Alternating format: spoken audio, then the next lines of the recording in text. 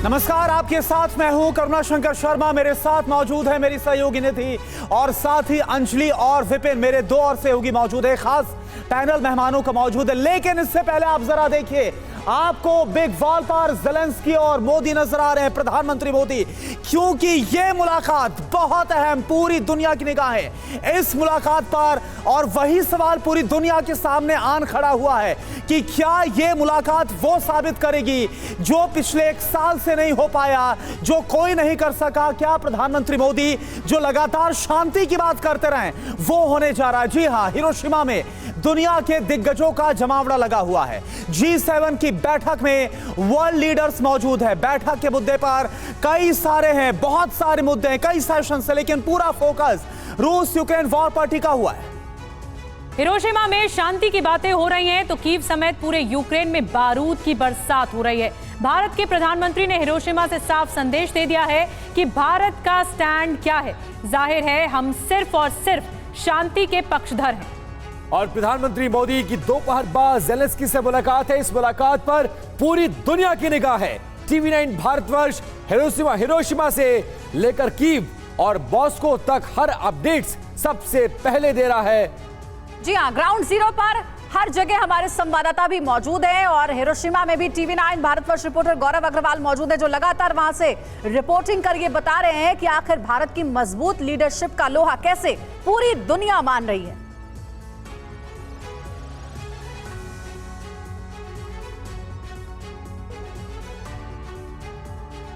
और बड़ी खबर इस बीच आपको यह भी बता दें कि आज मोदी और ज़ेलेंस्की मीटिंग से पहले कीव में ताबड़तोड़ हमले हो रहे हैं। ज़ेलेंस्की जापान के लिए निकल चुके हैं और यूक्रेन में मिसाइलें गिरना भी शुरू हो चुकी है। ज़ेलेंस्की के जापान टूर के बीच रूस ने हमले और तेज कर दिए हैं। रूस के हमलों से कीव पर टूटा है बारूदी कहर।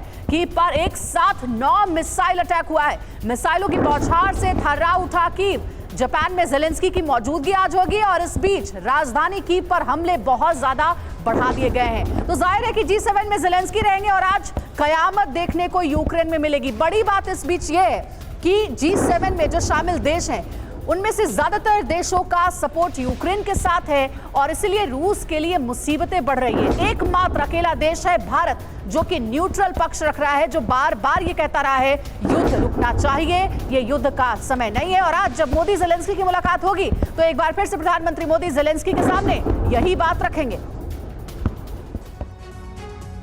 तो आज की मुलाकात बहुत अहम होने वाली है। और एक और ब्रेकिंग न्यूज आपको बता दें, ज़ेलेंस्की के हिरोशिमा दौरे के बीच कीव पर धुआंधार अटैक हो रहा है। बीती रात से शहर में सुने गए कम से कम 10 धमाके। निप्रो में ड्रोन का मलबा गिरने से आग लगी हुई है। आग की चपेट में आए 9 मंजिला बिल्डिंग में फंसे लोगों की अभी तक जानकारी नहीं मिल पाई है। तो कीव में भयंकर तबाही मची है और बीती रात से हमले तेज हो गए हैं। युद्ध के बीच आज ज़ेलेंस्की जापान पहुंच रहे हैं तो उससे पहले ही यूक्रेन का सूरत हाल कुछ ऐसा है कि अटैक पर अटैक हो रहे हैं।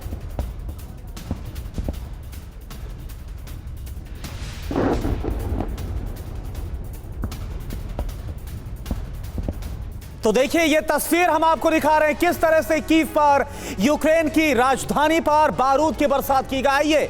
अब कीव पर बड़े अटैक को लेकर जो इस वक्त के अपडेट्स हैं उस पर नजर डाल लेते हैं। इस वक्त क्या जानकारी कीव को लेकर बिग वॉल के जरिए एक एक इंफॉर्मेशन आपके सामने। आप देखिए, इससे पहले की इंफॉर्मेशन हम आपको दिखाए, यहां पर दिखाना चाहते हैं। ये देखिए यूक्रेन की राजधानी का ये हाल है जहां पर हर तरफ बारूद बरसता हुआ नजर आ रहा है। इसके बाद चारों तरफ आग की शोले है। कीव पर धुआंधार अटैक हुआ। क्या हुआ? 24 घंटे में कीव पर कम से कम 10 बड़े हमले किए गए हैं। राजधानी कीव में कई धमाके सुने गए। निधि, बिल्कुल, और ये धुआंधार अटैक है। कुछ रिहायशी इलाके, रेजिडेंशियल इलाके हैं, वहां पर भी हमले की चपेट में आए हैं। आपको बता दें कि एक बिल्डिंग पर ड्रोन का मलबा भी जाकर गिर गया है। बिल्डिंग की आग में कई लोग फंसे हुए हैं जिन्हें रेस्क्यू किया जा रहा है। कीव पर मल्टीपल ड्रोन अटैक की आशंका अब जताई जा रही है इस मुलाकात के बीच। और एक और बड़ी खबर है विपिन के पास। जहां बिल्कुल, और देखिए यूक्रेन के राष्ट्रपति ज़ेलेंस्की से आज मिलेंगे प्रधानमंत्री नरेंद्र मोदी। हिरोशिमा में भारतीय समय के अनुसार दोपहर 2:20 पर होगी ज़ेलेंस्की और पीएम मोदी की मुलाकात। वॉर शुरू होने के बाद पहली बार ज़ेलेंस्की से मुलाकात करेंगे पीएम मोदी। हिरोशिमा के लिए निकल चुके हैं यूक्रेन के राष्ट्रपति ज़ेलेंस्की और इस मुलाकात पर पूरी दुनिया की निगाह, क्योंकि पूरी दुनिया को उम्मीद है कि कूटनीतिक स्तर पर बातचीत करके प्रधानमंत्री मोदी आज वो कर दिखा सकते हैं जो शायद अब तक के युद्ध के इतिहास में नहीं हुआ। तो दुनिया भर की नजरें इस वक्त टिकी हुई हैं हिरोशिमा पर, क्योंकि यहां पर 7 देशों के राष्ट्राध्यक्ष, 7 लोकतांत्रिक देशों के राष्ट्राध्यक्ष जुड़ रहे हैं। जल्दी से आइए बड़े नेताओं के बारे में बताते हैं आपको। और रूस यूक्रेन वॉर के बीच जो प्रधानमंत्री मोदी पहुंचे, क्या संदेश उनका सामने आया दो टूक तरीके से, आइए आपको समझाते हैं और इसके मायने क्या हैं। मोदी बनेंगे शांति दूत, उम्मीदों के 7 सूत्र। पहला, हिरोशिमा में मौजूद अकेले न्यूट्रल और बड़े राजनेताओं में से एक हैं प्रधानमंत्री मोदी। दूसरा, वॉर को लेकर भारत लगातार तटस्थ रहा है। करुणा। बिल्कुल। तीसरी बड़ी बात क्या है, पुतिन और जो बाइडेन दोनों को मोदी पर पूरा भरोसा है और यह हर मंच पर बयान भी निकलकर सामने है। चौथी बड़ी बात क्या है, सुलह के भारतीय फॉर्मूले पर भरोसा करना ज्यादा आसान होगा नहीं थी। बिल्कुल। और पांचवी बड़ी बात, ये 7 सूत्र हम आपको बता रहे हैं। पांचवी बड़ी बात, तमाम यूरोपीय देशों के लिए भारत की राय अहम हो जाती है, भारत पर सबकी नजरें हैं। छठवीं बड़ी बात, रूस चीन को और पास न आने देने का भी दबाव है। ये दबाव दरअसल वहां पर भी है कि रूस और चीन में दोस्ती न बढ़े। और 7वां फॉर्मूला क्या है, पश्चिम को युद्ध से निकलने का रास्ता मिल जाएगा। ये एक बहुत बड़ी बात है और हम देख रहे हैं कि कैसे पश्चिम भी चाहता है कि वो फंस चुका है। अब कुछ तो हो ऐसा, कोई तो ऐसा फॉर्मूला निकले जिसके बाद एक सुलह का रास्ता निकल पाए। हमारे साथ जो खास मेहमान मौजूद हैं उनका रुख करते हैं और साथ ही मॉस्को में हमारे साथ हमारे सहयोगी जो लगातार वॉर जोन को कवर कर रहे हैं, मनीष झा भी जुड़े हुए हैं। Lieutenant general VK Chaturvedi sir इस वक्त हमारे साथ मौजूद हैं as a defence expert. Air commodore SP Singh sir as a defence expert हमारे साथ मौजूद है। Brigadier Sandeep Thapar sir as a defence expert मौजूद है। सर आपके पास आएंगे, लेकिन सबसे पहले मनीष मैं आपके पास आ रहा हूं। ये बताइए मॉस्को में क्या हलचल है जब आज ज़ेलेंस्की प्रधानमंत्री मोदी से मुलाकात करेंगे? बिल्कुल। देखिए, मॉस्को की निगाहें लगातार हिरोशिमा पर टिकी हुई है। वजह कई सारी है।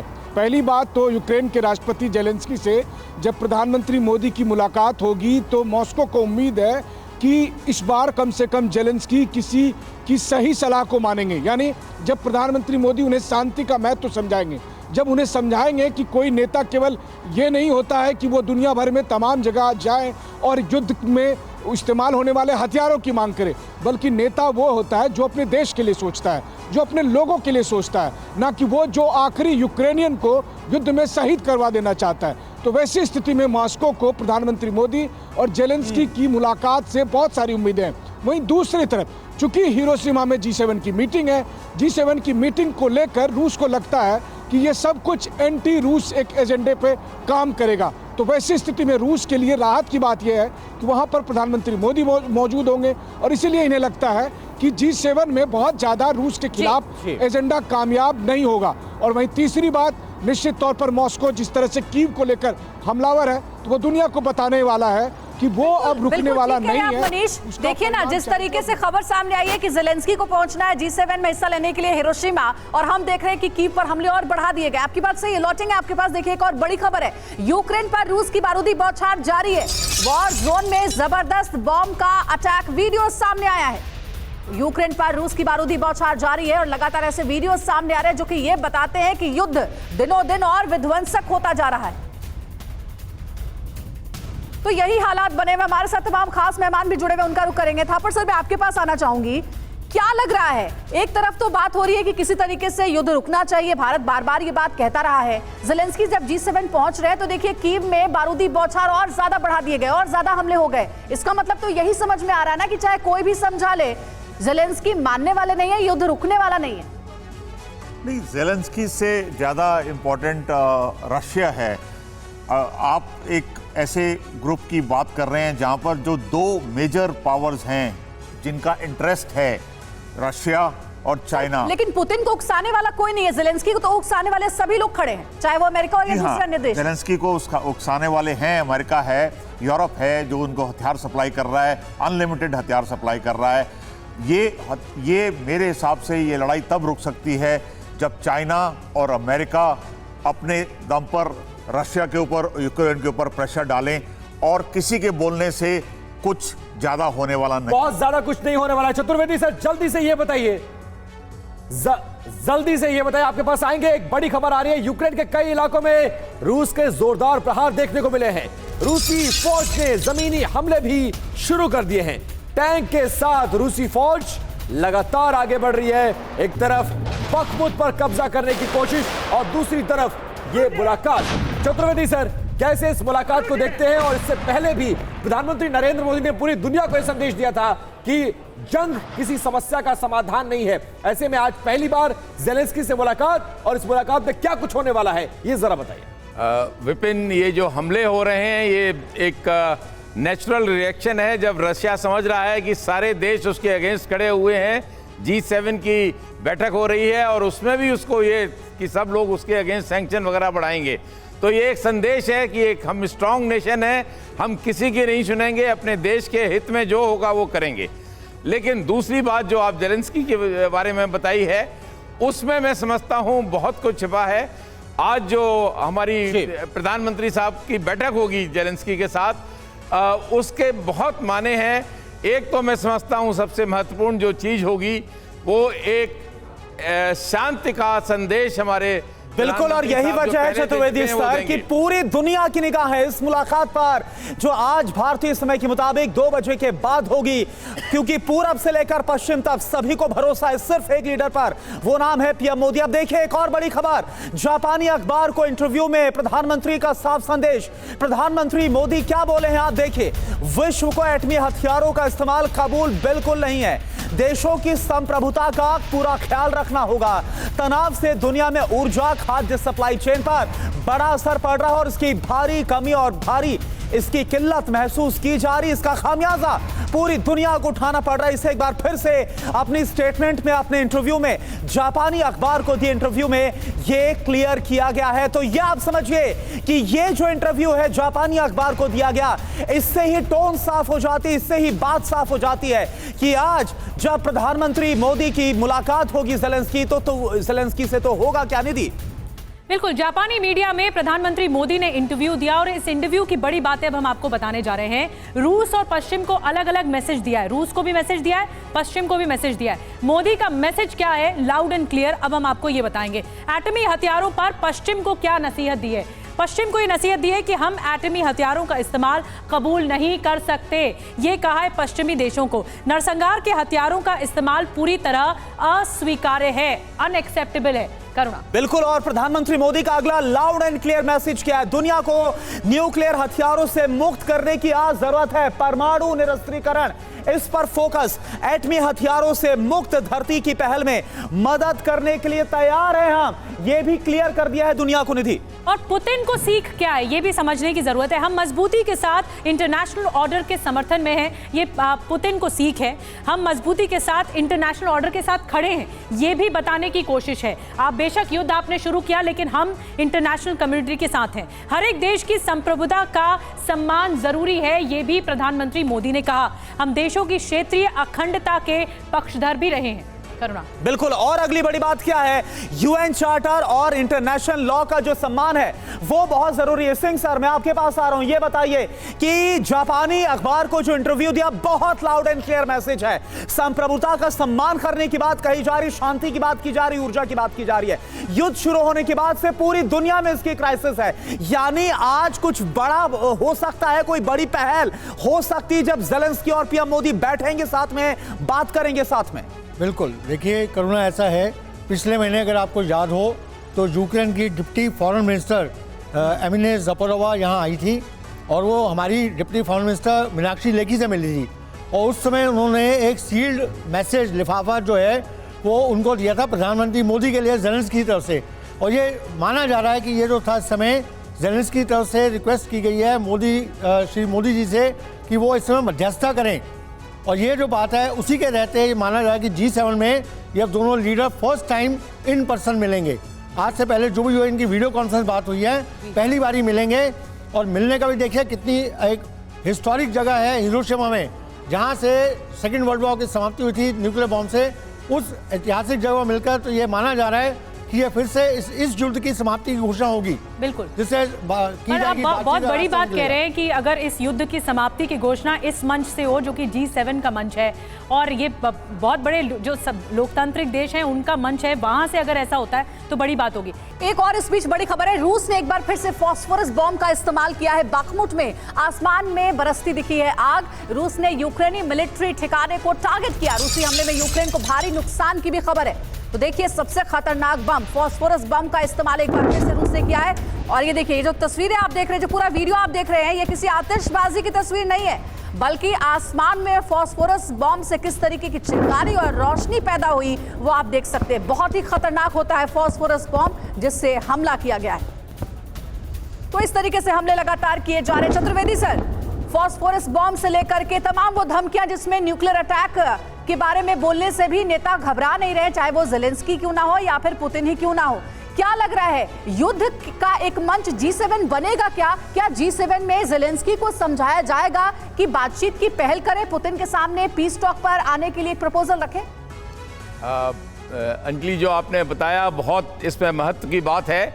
G7 में अगर ये युद्ध का समाप्ति के लिए कुछ पहल होती है तो भारत करेगा और भारत समझाएगा, क्योंकि युद्ध का ये युग नहीं है, जो हमारे प्रधानमंत्री पहले भी कह चुके हैं। लेकिन सबसे महत्वपूर्ण बात है, एक ऑनरेबल एग्जिट होनी चाहिए, और वो ऑनरेबल एग्जिट कैसे होगी इसके बारे में डिप्लोमेसी और बाकी नेताओं को सोचना पड़ेगा। लेकिन अगर ये उकसाते रहे और ज्यादा वेपन्स देते रहे और सैंक्शंस लगाते रहे तो इसका हल नहीं आएगा। इसका हल शांति की पहल, और वो भारत कर सकता है। हमारे प्रधानमंत्री मोदी की विश्वसनीयता विश्व में रशिया के साथ और ऑल्सो यूक्रेन के साथ बहुत शिखर पर है, और मैं समझता हूं प्रधानमंत्री मोदी इस पहल में बहुत महत्वपूर्ण योगदान दे सकते हैं। बिल्कुल। और चतुर्वेदी सर, ये मकसद भी साफ नजर आ रहा है प्रधानमंत्री मोदी का एज अ स्पेशल इनवाइटी वहां पर होना और G7 का मंच होना, ज़ेलेंस्की का पहुंचना, क्योंकि सभी को सिर्फ भरोसा है तो वो मोदी पर। अब देखिए, एक और बड़ी खबर, रूस यूक्रेन युद्ध की बाजी पलटने वाली खबर आपको बता रहे हैं। F-16 फाइटर जेट पर अमेरिका की हरी झंडी। अमेरिका के पार्टनर देश यूक्रेन को F-16 फाइटर दे सकते हैं। और ये देखिए, ये इस लिहाज से बहुत बड़ी खबर है क्योंकि इससे पहले अमेरिका F-16 देने पर आनाकानी करता रहा है, क्योंकि ये बेहद ही ऑफेंसिव और घातक हथियार है। F-16 फाइटर जेट जो दुश्मन के इलाकों को नेस्तनाबूद करने का पूरा मादा रखता है, बेहद एडवांस ये फाइटर जेट। और अब यूक्रेन को F-16 का देने का जो रास्ता है साफ, यानी इसे समझना होगा कि एक तरफ G7 में हम ये डिस्कस कर रहे हैं कि क्या शांति की पहल हो सकती है, वहीं अमेरिका ने रूस के खिलाफ महाविध्वंस, महाविनाश लाने की जो बात है उसको लेकर हरी झंडी दे दी है। बिल्कुल, अमेरिका भी इस G7 की बैठक में शामिल है, सदस्य देश है। और गौरव अग्रवाल हमारे साथ लगातार हिरोशिमा से हैं। G7 का मंच गौरव अहम है। सबसे पहले तो बताइए, अभी क्या इस वक्त चल रहा है, क्या कार्यक्रम होंगे, और अमेरिका की तरफ से जो हरी झंडी मिली है कि अब फाइटर जेट्स मिलेंगे, तो ये भी बहुत अहम है ज़ेलेंस्की के लिए, यूक्रेन के लिए। बिल्कुल, देखिए, जो आप अभी बात कर रहे थे, सबसे पहले मैं आपको बता दूं, एक इंटरनेशनल फाइटर जेट कोलिशन बनाया जा रहा है।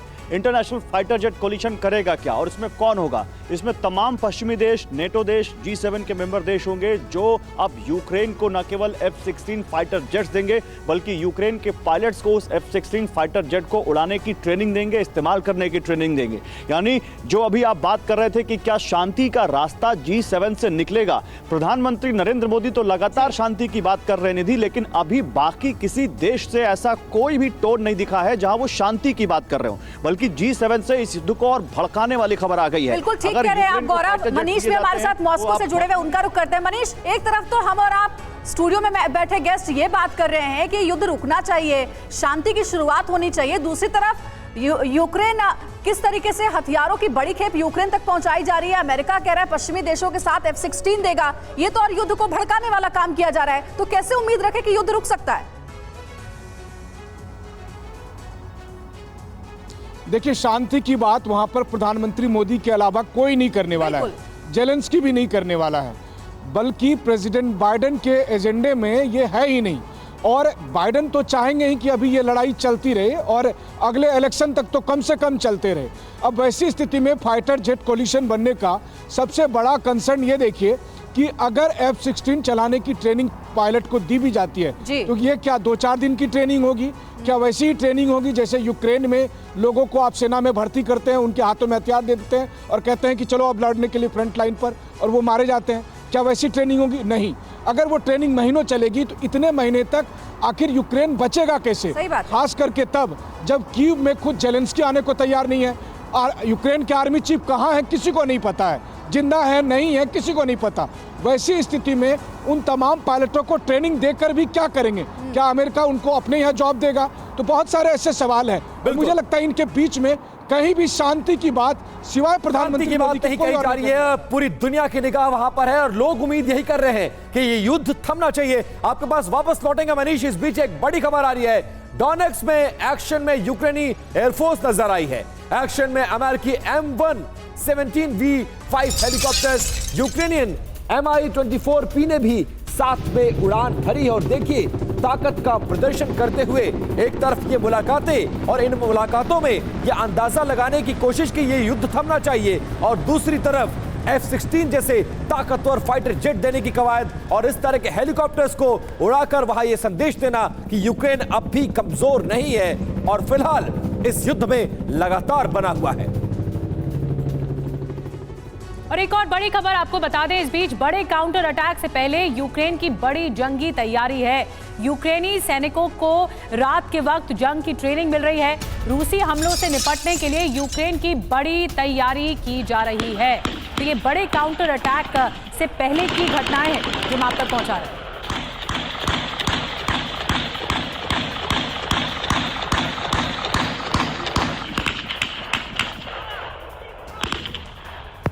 और तस्वीरें बताने के लिए काफी है कि यूक्रेन में क्या कुछ हो रहा है। एसपी सिंह सर, कैसे इन तस्वीरों को देखते हैं? और एक बात बताइए कि पूरी दुनिया ये अपील करती हुई नजर आ रही है कि युद्ध रुकना चाहिए, लेकिन अमेरिका ये कह रहा है कि हम उनके पायलट्स को ट्रेनिंग देंगे, F-16 जैसे ताकतवर फाइटर जेट देंगे, और रशिया ने भी हमले तेज कर दिए हैं। क्या होगा यूक्रेन का और इस मुलाकात के क्या मायने निकाले जाए? देखिए विपिन, इसमें दो बातें हैं। पहली बात तो ये बड़ी हास्यास्पद है कि इस समय यूएसए बोल रहा है कि हम उनको F-16 देंगे। आपको बताना चाहूँगा F-16 जो है 1980 के दशक का जहाज है। आज जो है अभी रिसेंटली खबर आई है अमेरिका अपने 2010 में बने जहाज F-22 रैप्टर उसको राइट ऑफ करने वाला है, उसकी जगह नया MB-80 लाने वाला है। तो उसके जब वो F-22 को खत्म करना चाह रहे हैं तो F-16 बहुत पुराना जहाज है जी। तो उस जहाज को डंप कर रहे हैं यूक्रेन में। और दूसरी बात है पायलट को ट्रेनिंग देने की बात, ये इतना आसान काम नहीं है कि आप ओवरनाइट पायलट को ट्रेन कर दें।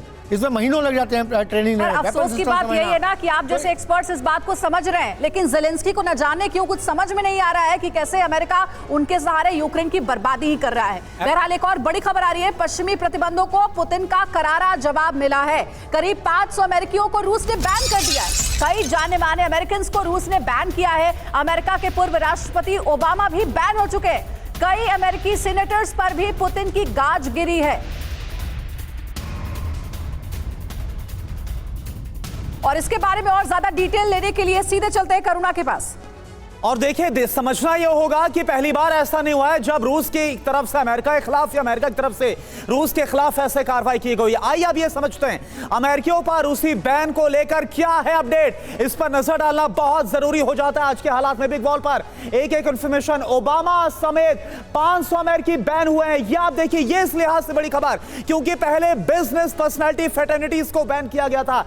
पुतिन का फैसला क्या है? 500 अमेरिकी बैन हुए। निधि बिल्कुल, और बड़ी बात यह है कि रूसी बैन किन-किन पे लगा है। पूर्व राष्ट्रपति ओबामा पे लग गया है रूसी बैन। पुतिन ने बड़ा फैसला ले लिया। कई अमेरिकी सीनेटर पर रूसी बैन लगा दिया गया है। 3 अमेरिकी लेट नाइट टीवी होस्ट पर भी बैन लगा दिया है करुणा। और इसके अलावा निधि देखिए CNN एंकर एरन बर्नेट पर भी रूस की तरफ से बैन लगा दिया है। कई और दिग्गज पत्रकार हैं, जर्नलिस्ट हैं जिनके खिलाफ से रूस की तरफ से बड़ा फैसला लिया गया। मनीष, ये बैन क्यों, ये फैसला क्यों, क्या पीछे वजह है?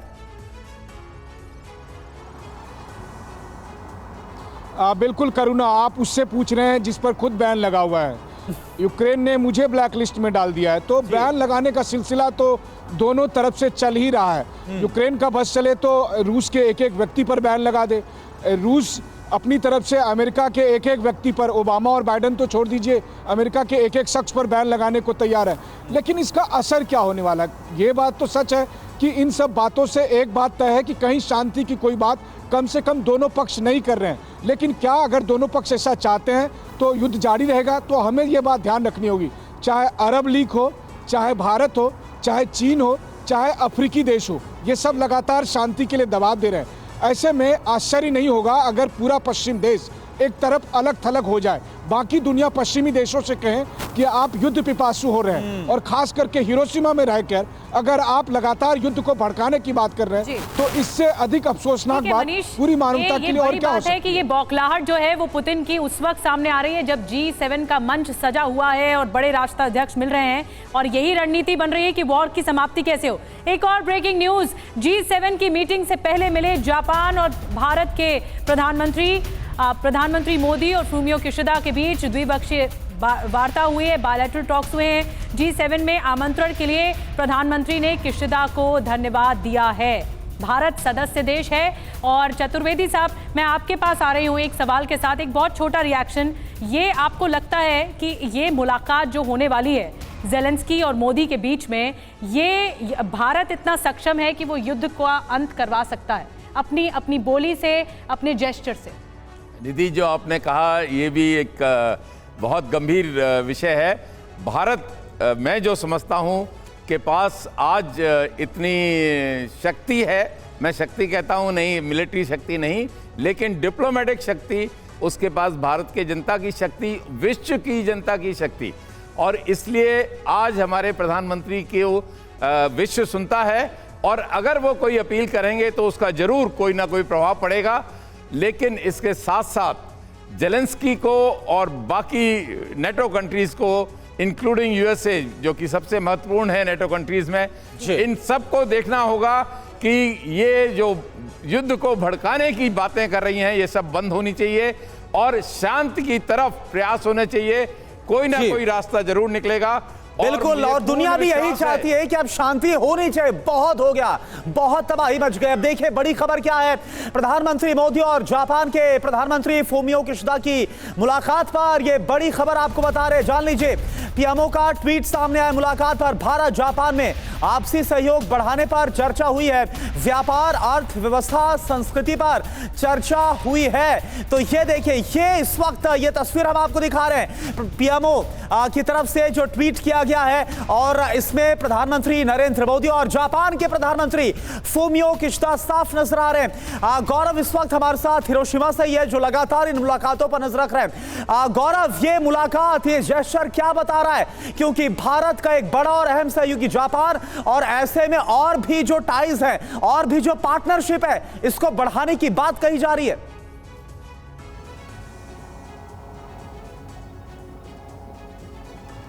बिल्कुल करुणा, आप जानते हैं कि भारत और जापान की दोस्ती बहुत मजबूत है और शिंजो आबे के टाइम से और प्रधानमंत्री नरेंद्र मोदी के टाइम से ये और ज़्यादा मजबूत होती जा रही है। फूमियो किशिदा उसी लेगेसी को आगे बढ़ा रहे हैं। आपको याद होगा जापान ने भारत में अगले 5 सालों में $42 बिलियन इन्वेस्टमेंट का प्लेज कर रखा है। वो यहाँ पर इंफ्रास्ट्रक्चर प्रोजेक्ट्स में, बुलेट ट्रेन प्रोजेक्ट्स में, दूसरे प्रोजेक्ट्स में इन्वेस्ट कर रहे हैं। और इसके अलावा टेक्नोलॉजी के मामले में, कल्चरल रिलेशनशिप्स के मामले में, ट्रेड के मामले में, इकोनॉमी के मामले में दोनों मिलजुल कर काम कर रहे हैं। और आपको एक चीज और इंफॉर्मेशन दूं, टोक्यो या जापान के दूसरे हिस्सों में रहने वाले भारत के जो लोग हैं वो यहाँ अच्छे खासे बड़ी बड़ी कंपनियों में अच्छे पदों पर हैं, अच्छा इन्फ्लुएंस रखते हैं, यहाँ की इकोनॉमी में बड़ा योगदान देते हैं। Same with India with Japanese. तो ये आप समझ सकते हैं कि भारत और जापान के रिश्ते इस लेवल पर तो अच्छे हैं ही। एक और चीज है जिसमें भारत और जापान बिल्कुल सेम पेज पर है, और वो है दुनिया में शांति स्थापित करने। बिल्कुल गौरव, आप आपके इसी नोट को उठाते हैं कि भारत और जापान के रिश्ते तो बहुत ही मजबूत है इन्वेस्टमेंट के भी लिहाज से, और सबसे बड़ी बात शांति स्थापित करने की मंशा रखते हैं ये दोनों ही देश। और इसीलिए द्विपक्षीय बातचीत में यही हुआ है भारत के प्रधानमंत्री और जापान के प्रधानमंत्री के बीच